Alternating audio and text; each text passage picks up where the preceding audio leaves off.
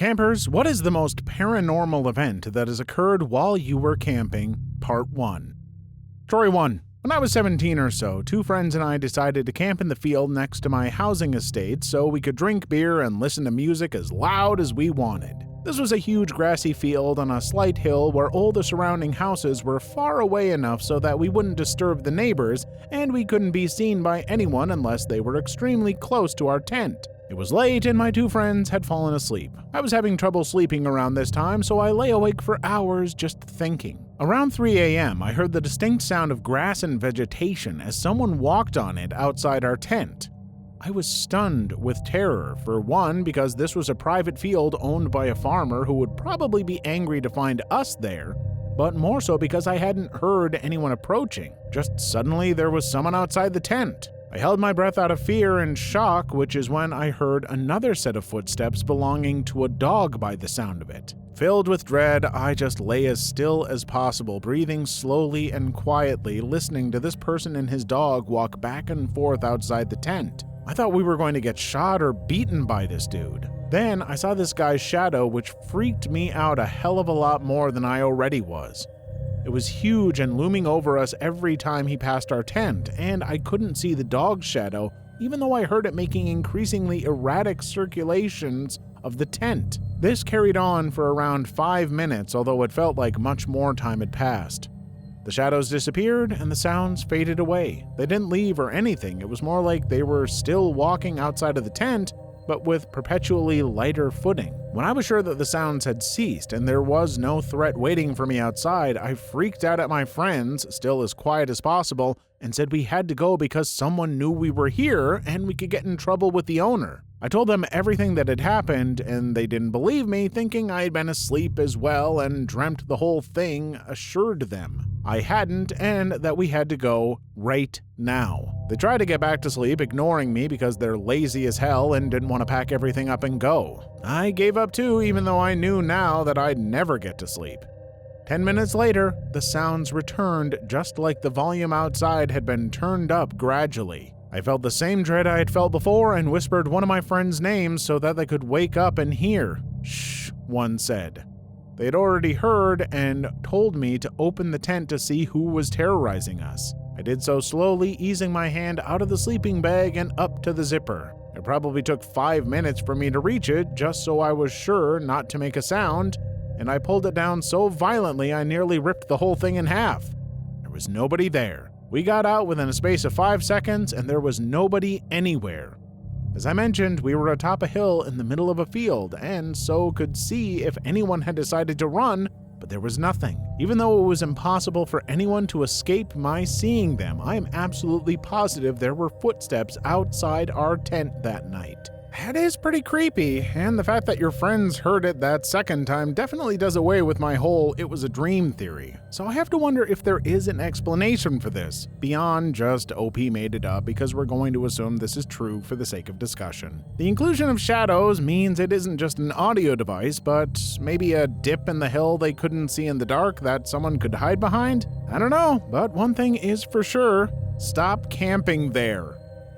Story 2. I wasn't camping but hiking, and it happened over 2 to 3 months in southern Illinois with my girlfriend, sister, and 2 friends who are dating. We went at night the first time, seemed like a good idea at the time. The trail was short and within walking distance of my friend's house, so we followed this short trail out to a very secluded pond that almost nobody knows about. We're sitting on the edge of the lake smoking and enjoying the view when me and the other guys started to feel like we were being watched/uneasy. And we generally have good instincts when it comes to things like that. We know when to get the F out. But our girlfriends and my sisters said we were just being paranoid. Then it got cold, fast. It was January, but the night we went, it was 60 degrees outside. It dropped to probably 40 degrees in 10 minutes, and there was this feeling in the air that was almost tangible. Everyone felt cold inside and out, and there was, for lack of a better word, a vibe of intense hatred around us. At this point, the girls freaked out and we hauled out, all the while feeling eyes on us. When we got back to the house, the temperature had returned to normal. Fast forward a month. It was a full moon and the perfect time for a night hike. The other couple wouldn't go, so my girlfriend and I went alone. We were sitting on the edge of the pond again, and she got her head on my shoulder all of a sudden. I have an overwhelming sense of dread emanating from behind me, like there is a presence there I cannot see, and I couldn't turn around. I was so effing frightened. I look down at my girlfriend, and her face is cinched up like how she does when she is afraid, and I'm about to ask her if she feels it too, but as I'm about to speak, I hear a woman's voice in my ear. She says something that I completely understand but cannot say out loud because it is the darkest, most horrible part of me in a language that I know isn't of this world. I'm staring at my girlfriend's face, hoping it's her, but it wasn't. And it was in the opposite ear. I started trembling and said to my girlfriend, "Remember everything you think and feel at this moment." She asked why, and I told her to just do it and we would discuss it back at the house. After a few minutes, the presence is totally gone and we start running/walking back. As we are doing so, we both felt watched and both heard branches cracking and odd noises in the woods. We get back and I ask my girlfriend how she felt when I told her to remember, and she said she felt so sad and cold and alone, like she wanted to die, and like we were being watched. I agreed, but was thankful she hadn't heard the woman talking like I had. So I tried to convince myself we were just paranoid. My girlfriend and I agreed to never go back there again. Honestly, and I'm not trying to be a jerk or funny here, if it was just you noticing those things, I would probably say you might want to see a therapist. The feeling of being watched and the voices kind of sounds like some possible mental issues to me, though I'm absolutely no expert. That would be my first concern, though. But if you were all noticing something, I've got no answers. Sounds like never going back is a solid choice. Oh, wait a second. There's more to this story. So, fast forward another month or two and I have a day off and nowhere to go till my girlfriend gets out of class. She's moved out of the house with the couple mentioned earlier, and I have at this point tried to convince myself that we were all just paranoid and there's no way that all this happened, but I just can't. So I, being the curious guy I am, go to the pond alone in the middle of the day. I sit on a different part and have no trouble. So I start walking along the edge toward the spot where everything had occurred, and as I get closer, I hear something following me in the trees, but I can't see it. I sit down and I'm scanning the trees on the opposite bank when I get the feeling again. Temperature drops by 20 degrees and cold terror fills me. I'm just looking down because I am paralyzed with terror. It was like a dream. I slowly looked up just a little bit and saw the reflection of a woman dressed in black rags 6 feet away from me in the pond, but no woman. As I see that god-awful apparition, I hear a blood-curdling scream from the woods behind me and I whip around. When I look back at the pond, the woman was gone. I knew I had to get the F out, but that meant going through those horrible woods. I take off running and start hearing breathing, cackling, and footsteps behind me, and it gets to where I feel as if it is right on top of me. I whip out my knife and turn around, and there is nothing but cold malice in the air, and again she speaks to me. Different words this time, but the same language. I took off, jumped in my car, and sped off. I will never go back to that place, because the worst thing is the woman I saw is the same woman I have seen since I was in 3rd grade. And I started getting recurring nightmares 3 to 4 times a year. Also a effed up story. For a little background info, my sister is an atheist and doesn't believe in paranormal things. My girlfriend and the other couple are spiritual, but until this didn't put too much stock in ghosts or other supernatural things, and my beliefs are my own. None of us know how to explain what happened, and all go camping, hiking, exploring all the time. This was not random chance or animal. This was something else. I know not many people will believe me, but there has been zero embellishment to this story. Well, that last part is written in a way where I feel like I'm reading a novelization of one of the Conjuring movies or something. Sorry, I'm not trying to discredit the OP by saying that. I just don't typically expect prosy writing like this in these stories. I really don't know what to make of this, but I would be curious to know more. Story 3. Not so much camping nor paranormal. I was a counselor at a summer camp in northern Michigan. We stayed in a huge circle of cabins bordered by woods. There are tons of ghost stories and whatnot passed around to scare campers, 8 to 15 years old for the most part. The counselors are usually in on it.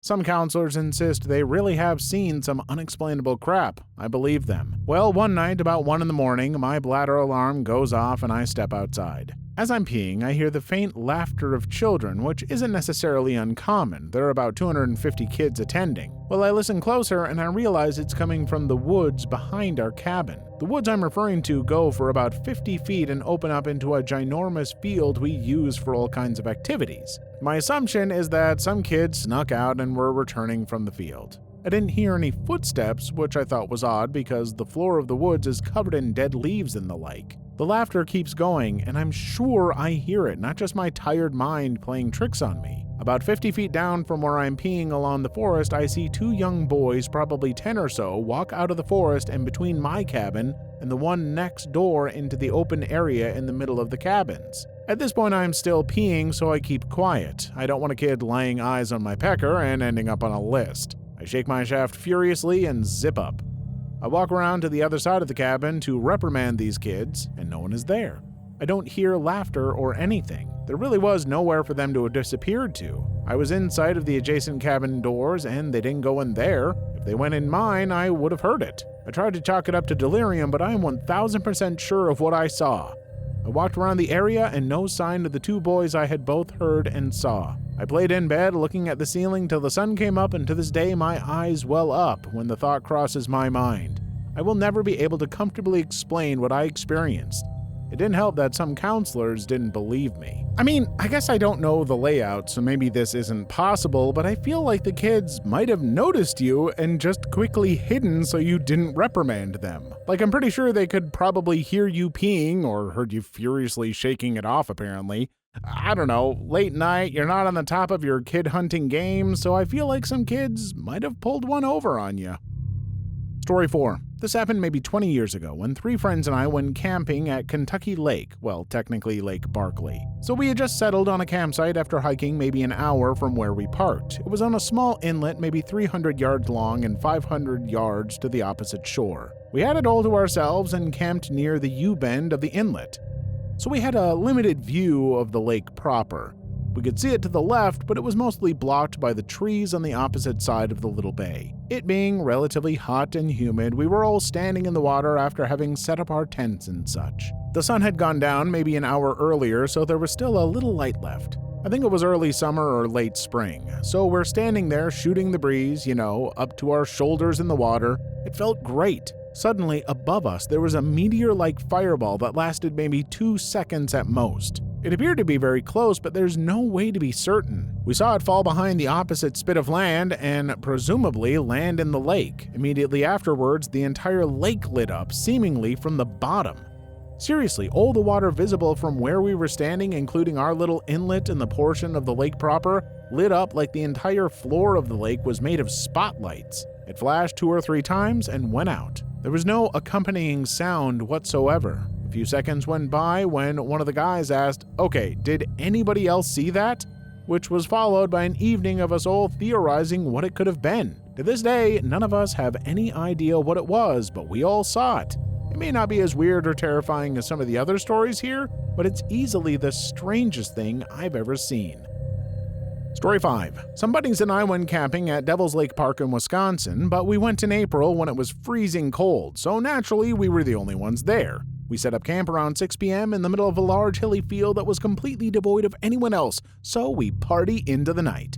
The closest landmark was an abandoned cabin/concession area we had explored that was definitely not open. Around 1 a.m. we headed to sleep in the 6-person tent our friend bought, so we were all crammed in there. There were 7 of us. Oh, did I mention it was freezing cold? I was in 4 layers and under a sleeping bag, and my body was frozen cold. It hurts to inhale. Around 3 a.m. we woke to the sounds of most likely coyotes or elk howling in the distance. A very eerie sound, but that's not the weird part. I'm a pretty hypochondriacal person, so I stayed up listening to those noises while everyone else went to sleep. Then I heard it. A rhythmic, violent thumping sound like a hammer nailing wood seemingly miles away. It went on for a minute or 2, then just stopped. I thought, okay, that was weird, and then it started again, closer to us, coming from the opposite cardinal direction. The exact same sound was now behind us and was much louder. These 2 sound locations went back and forth for a while, but they weren't so rhythmic that an animal or something autonomously made it, like a woodpecker. It was slightly imperfect time between each one, happening at around 60 beats per minute. My friends thought I was crazy when I told them, but I don't think I'm going back there. Please leave your story in the comments. I would love to make a video on them in the future. Also, don't forget to like and subscribe.